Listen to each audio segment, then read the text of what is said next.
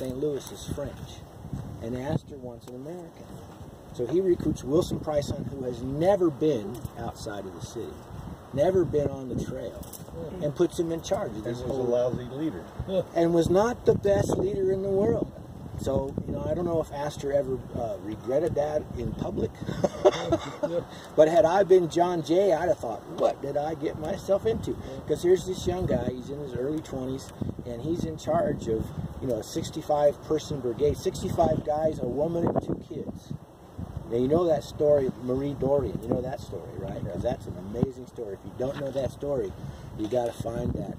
How many of them were Scotsmen from up in the... Most of the partners were Scottish. They'd been recruited from the Northwest Company. Okay. And there were 4 partners along with Hunt. Okay. The key one being Ramsay Crooks in our story here. And of course, Ramsay Crooks, he's Scottish, and after this, he goes back and he stays with the American Fur Company. And in 1834, when John Jay retires, who buys the Northern Department of American Fur? Ramsay Crooks and Robert Stewart. And their little conglomerate. They put a conglomerate of investors together. And Ramsay Crooks stays with the American Fur Company all the way till his demise in the late 1840s. So the guy that we're going to talk about today, Ramsay Crooks, has a long career in the fur trade that starts with the Northwest Company up in Canada, gets involved with the Pacific Fur Company on the way to the mouth of the Columbia, and then manages to, he's one of the ones that goes with Robert Stewart and crosses South Pass and gets back into New York and stays with Astor the whole time. So it's quite a career, a good man to look up sometime and follow. There's a biography that Arthur H. Clarke did of him, particularly his days when he was at one of those forts along the Missouri. Yeah. With his wife. Is it just a multi-page or it's not a book? No, it is a book. Oh, it is a book? Yeah. On Ramsay Crooks? It's more on his wife or something like that, but it talks about that time when he was leader up there. I can't remember the name of it now, but it's I'll have to look for that. Yeah. So Wilson Price Hunt takes the whole brigade up the river, up the Missouri out of St. Louis to the mouth of the Nottoway, and they spend the winter there. But Wilson Price Hunt doesn't. He's too much of a city boy. He goes back and spends the winter in St. Louis to finish preparations. And meanwhile, all those guys are roughing it out there at the mouth of the Nottoway. And then the next spring, they're heading up the river. And this, you remember, is the big race between Manuel Lisa and Wilson Price Hunt, where they're basically racing killboats, trying to get to Lisa's behind, trying to catch up. And they get to the Arikara villages. Now, by the time they get to the Arikara, there's 5 more guys that have joined this party that play a very integral role in this expedition. You know who they are? 3 of them are from Kentucky. Oh, well, Hoback, John Hoback, Jacob Bresner, and Edward Roberts. And the other 2 are Alexander Carson, an older brother of Christopher, and Benjamin Jones. And all 5 of those guys had been at the Three Forks with Henry and that whole crew and got run out by the Blackfeet. Okay? So they're all dispersed, and they round back up with Hunt, and Hunt signs them on just about the time they get to the Arikara villages. Now Hunt, of course, was going to take Lewis and Clark's track. When Lewis and Clark came back to St. Louis in September of 1806, Hunt sat down with them and picked their brain because he knew he was already getting ready to run out to the Pacific himself. And Hunt writes his brother, and he mentions the Snake River even in that letter. So by 1806, the Snake River, Lewis River then? It was oftentimes called the Lewis River, named after Meriwether. The South Fork became known as the Snake, and the North Fork became known as Henry's Fork. Very good. So are they calling it Snake then at this stage? Some people were. A lot of people were still calling it Lewis Fork, and you see Lewis Fork showing up, you know, all throughout primary documents of the fur trade era, you know, all the way up through 1840. Some people are still referring to it as Lewis River. Most start to call it the Snake River by the time the 1820s and 30s have rolled along. But in those early days, you see it more often referred to as the Lewis River. Okay. So these 5 guys that have been out to the Three Forks, they convince Hunt that you don't want to follow the Missouri because you're going to have to deal with the blacks. We can cut overland just like we just did, and it'll be a lot better for them. Now, one of the biggest issues that come up here is that these keelboat voyageurs, they're boatmen, they're not horsemen. And all of a sudden you're throwing them on the back of a stallion and they don't know what's up from down.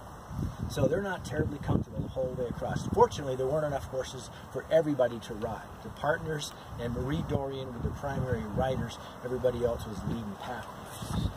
Okay, they basically worked their way over to the Big Horn, up the wind, and just about when they're going to cross Togety Pass, they're getting hard times finding food. They can't find any game.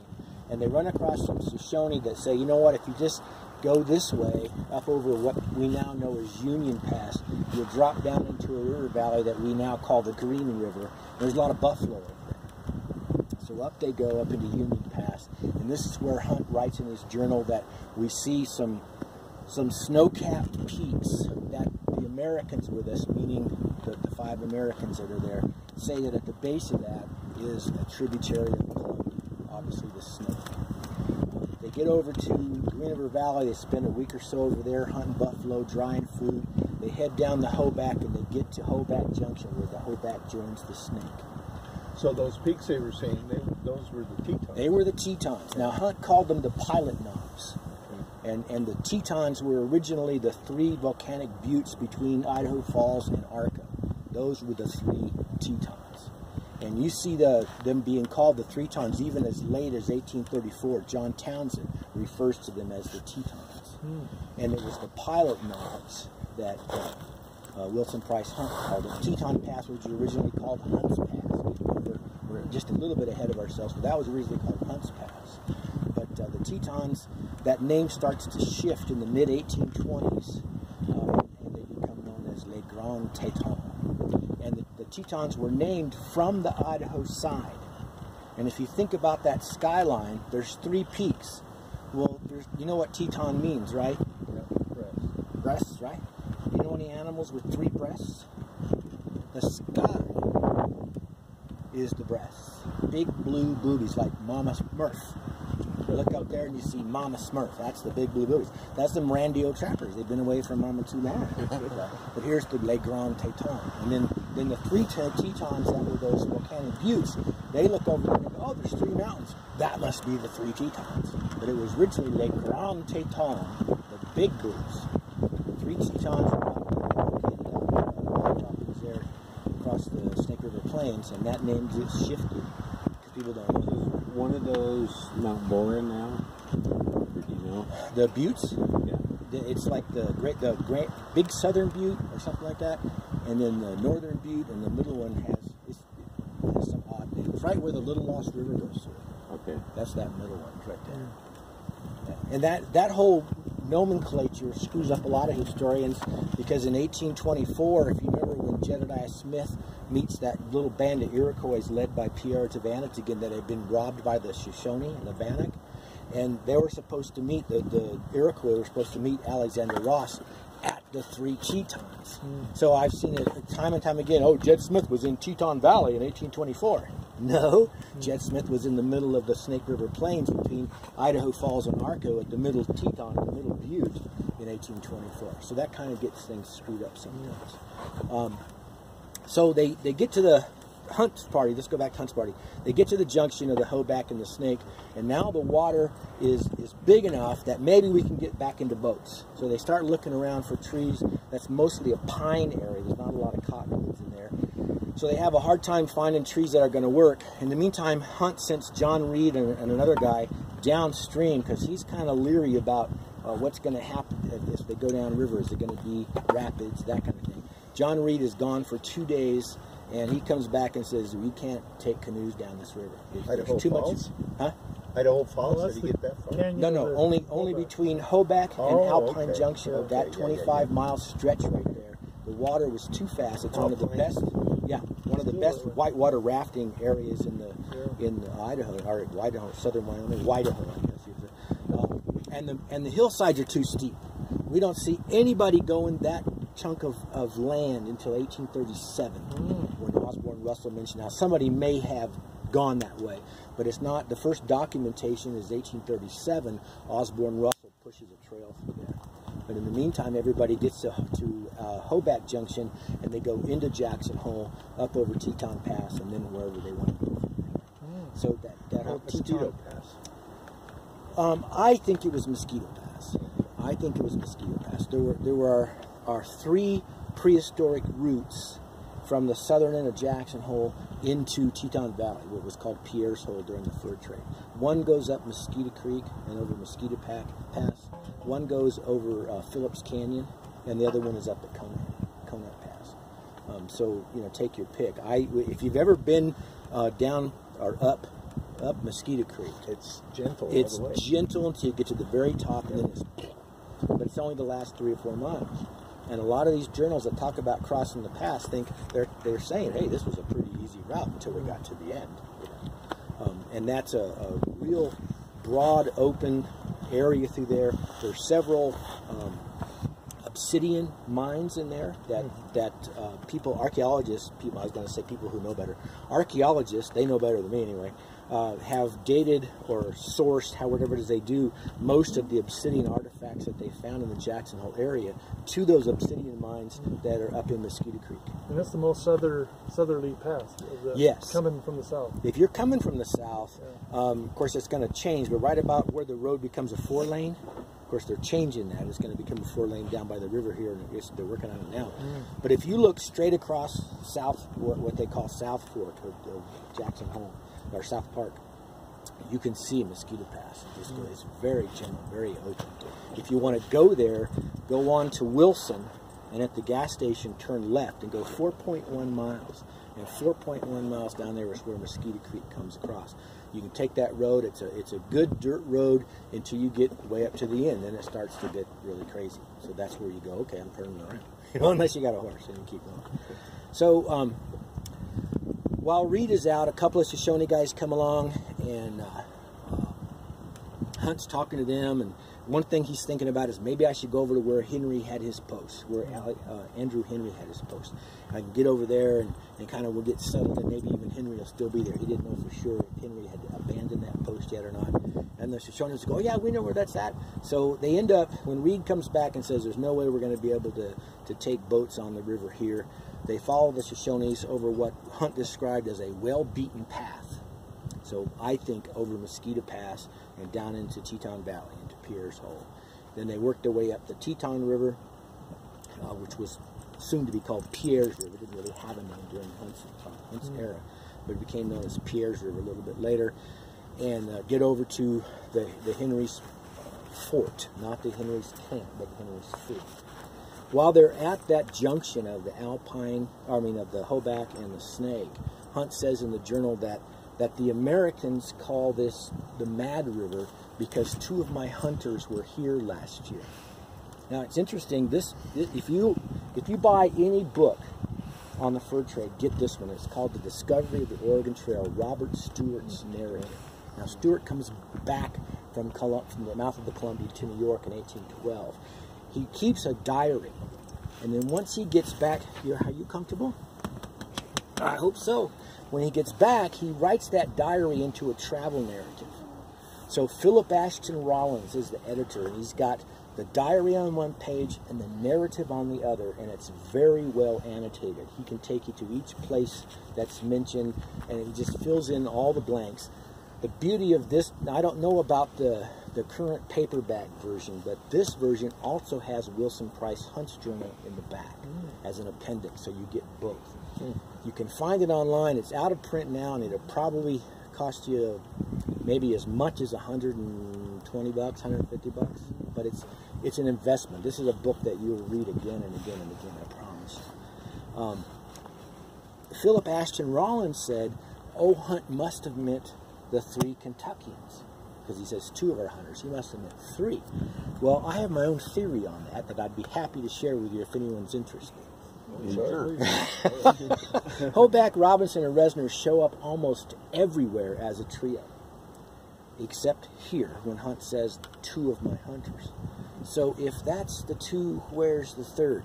If you remember the story of Camp Henry, and Hazen Hawks in the 1940s finds that big stone that's in the Idaho Fall Museum, it says A. Henry, J. Hoback, P. McBride, L. Cather. There's 5 names on there. Only Hoback is there. So I think Andrew Henry recruited John Hoback to go out to the camp on Kona Creek to trap, while the other guys stayed at Fort Henry, and they went off in their own directions. Now, they all get back together later on, but that's why I think Hunt meant 2 of our hunters. There were 3 with him, there were 5 with him, but all the 3 trio was with Hunt. But when he says the 2 hunters were here last year, I think he's referring to Resner and Robinson. Can't prove it, but that's my story, and I'm sticking to it. So anyway, they get over Teton Pass, soon to be called Hunt's Pass. They get over to Fort Henry. They get there in the first week of October. Now, October is getting to be chilly. We're starting to see fall, winter's coming on.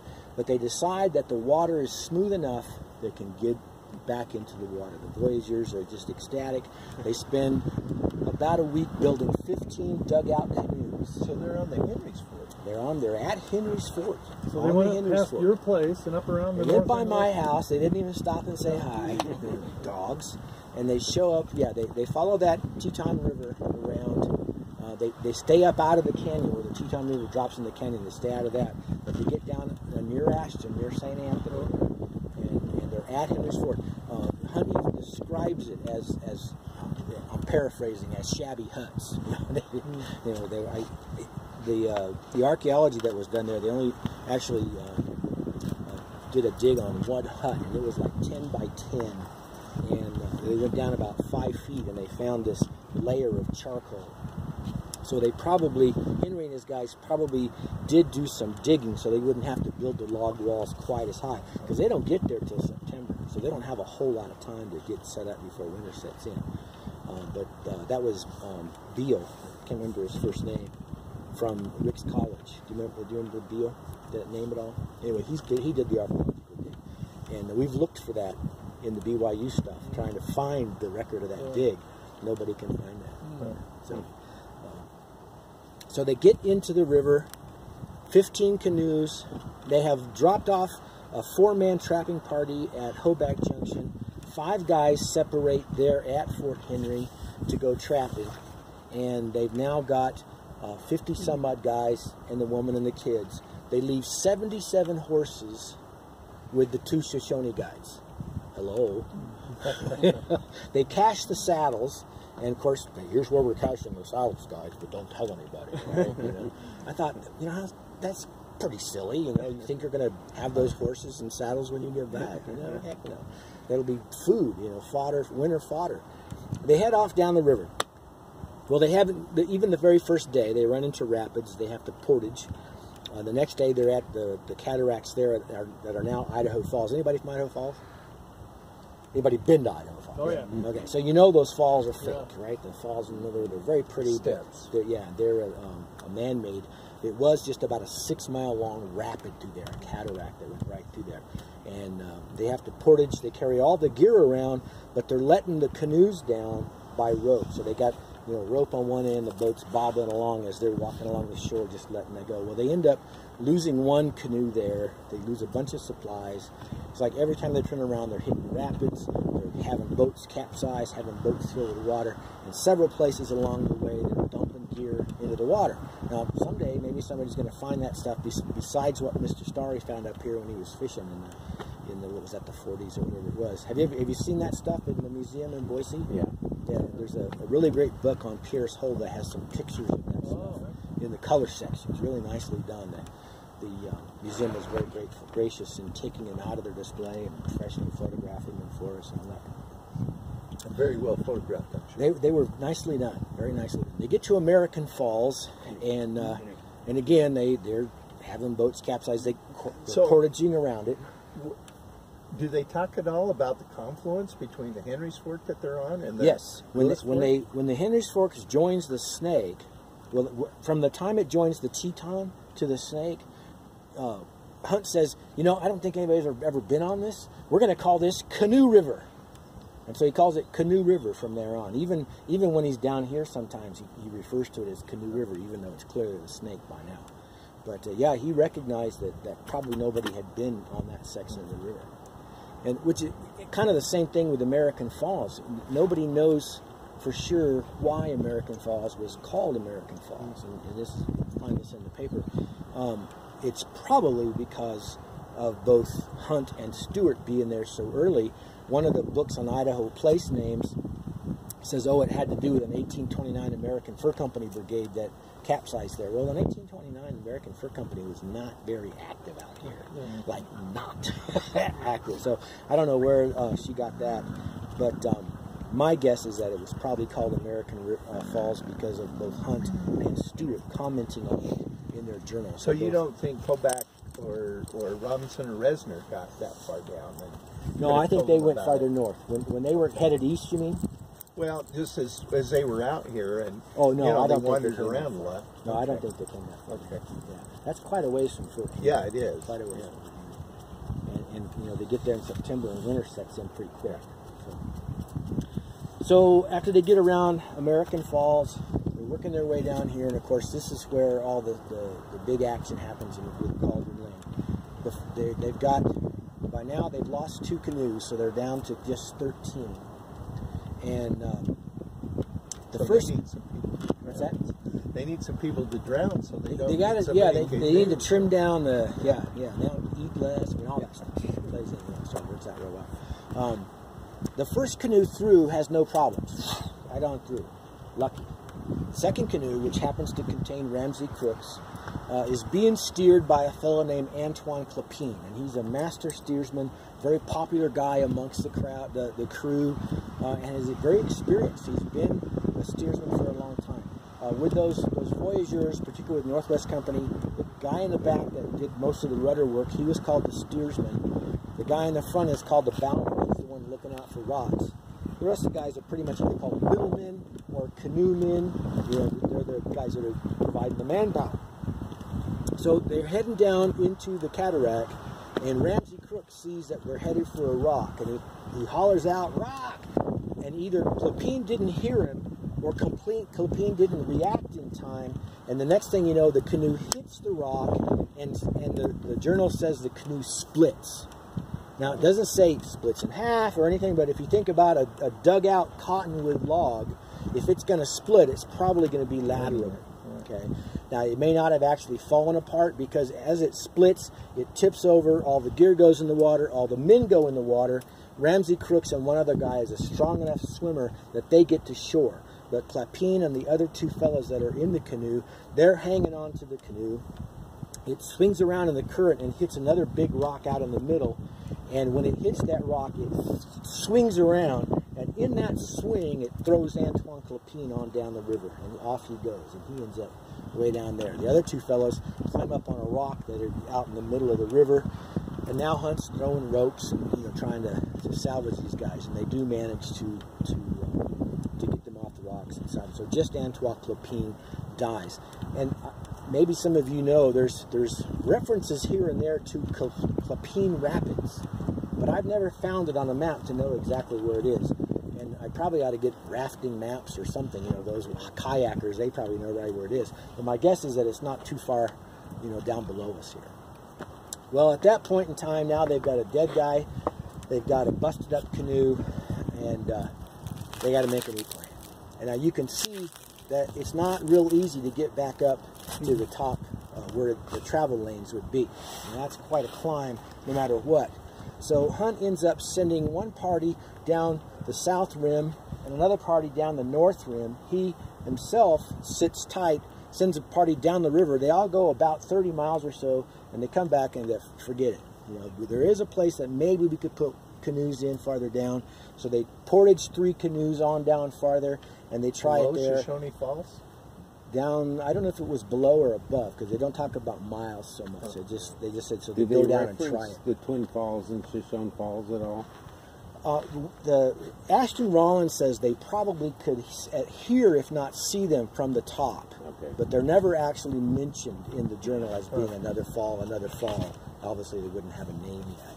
Yeah. But he says they probably could have at least heard them from the top. But depending upon the time of year and how high the water was and that kind of thing, might not have seen them from the top. Yeah. So these guys they all come back, and so much for Plan B. Now we got to look at Plan C. So they end up deciding we're going to send a couple of guys back to Henry Fort to get the horses, like they're going to be there, right? You know, because we're talking, 350 miles by now, and a couple of weeks have gone by. Sends another group. They splits them up, partly because he doesn't know what's out there, but partly because in the smaller groups he thinks they'll be able to find food easier than trying to find food for 45 or 50 people at a time. So he sends one group down the south rim, and he leads the group that goes down the north rim. He sends a small contingent to go head straight for the Columbia. Just go find the fort, let them know what's going on. And it just gets crazy from there. They end up halfway into Hell's Canyon. Are you familiar with Hell's Canyon?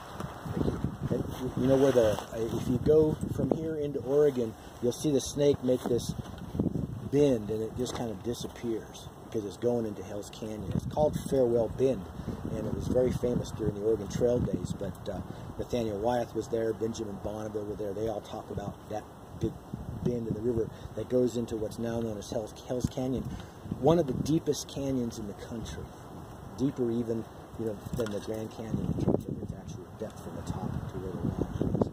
They get down in there, and things go berserk. You can read about it in the story, or you can get the book, but they have a hard time finding food. We're getting into the middle of November now. There's snow up to their waist. It's just a mess. They all eventually, scramble into Astoria, but some don't make it until February. It's that spread out and that crazy. Gallons talks about them trying to bring horses along the north shore, and that they run into this lava rock, and it just chewed through the feet of the That happened to Ogden. Yeah, that lava rock just destroyed their hooves. Okay, yeah. So it wasn't the Hunt. Hunt didn't have horses. Now, he does find a horse or two. As he gets farther down, he finds some Shoshone that are willing to trade him one or two horses.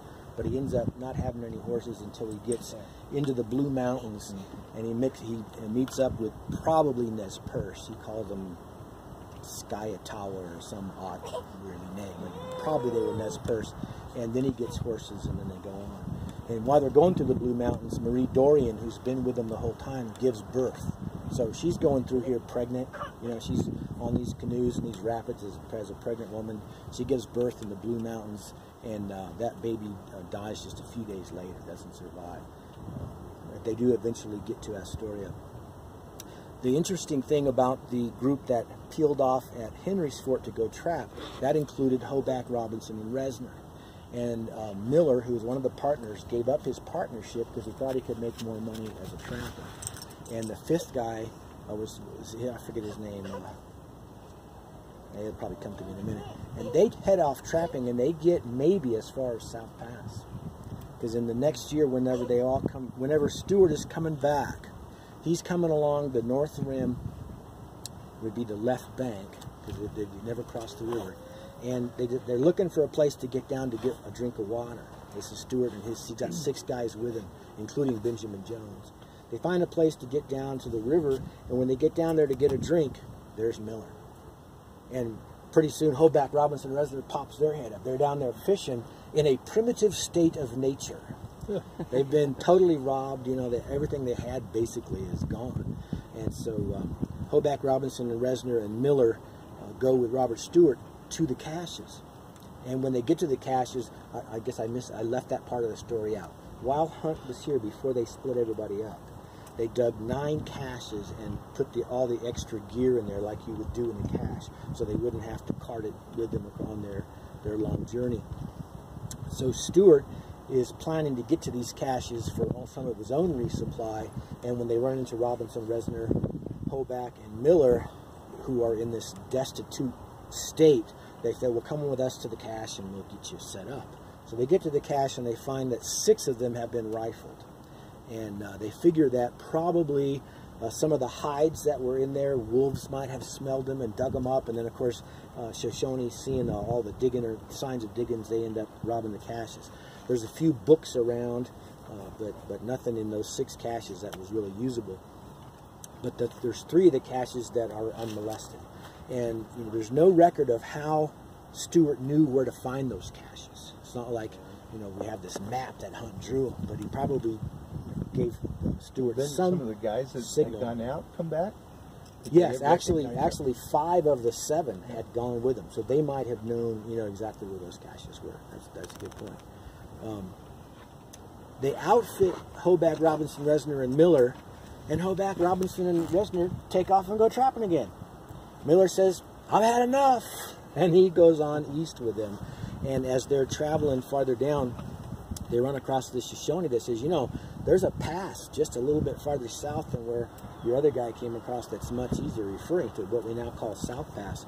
And so now all of a sudden Miller's going, that may be where we were. So Miller now becomes sort of a guide. They ended up down near the Bear River, and they're going north. They hit the Grays River, and they're going north.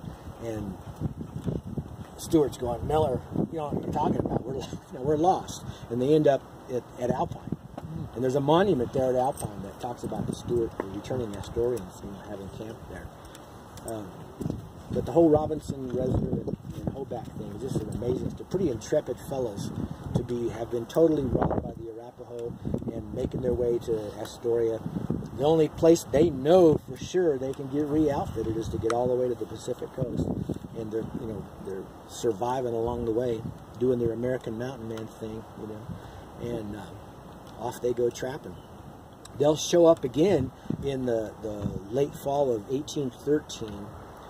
John Reed, who was with Hunt and makes it into Astoria, John Reed comes back out to the mouth of the Boise, what's now the mouth of the Boise, in the fall of 1813, and there's Hoback, Robinson, and Resner again. So Hoback, Robinson, and Resner team up with him. Pierre Dorian and Maria with him, and the kids, they're all there. And in the early part of 1814, it's probably the Bannocks. Marie called them the Dog Ribs, which we